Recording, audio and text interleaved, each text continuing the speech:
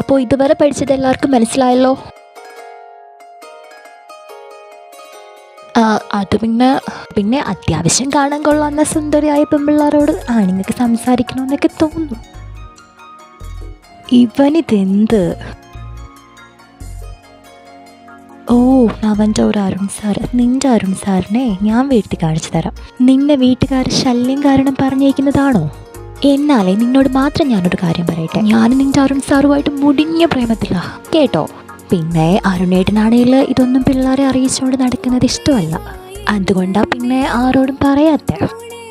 നീ എങ്ങാനും എന്തേലും പോയി ചോദിച്ചെന്ന് ഞാൻ അറിയണം. ഇവനെങ്ങാനും പോയി ചോദിക്കുമോ? എല്ലാവരുടെ മുന്നിലൊക്കെ വെച്ച് എങ്ങനെയാ പ്രേമിക്കുന്നത്? ഞങ്ങൾ ഫോൺ വിളിക്കുന്ന സമയത്ത് നന്നായിട്ട് പ്രേമിക്കും.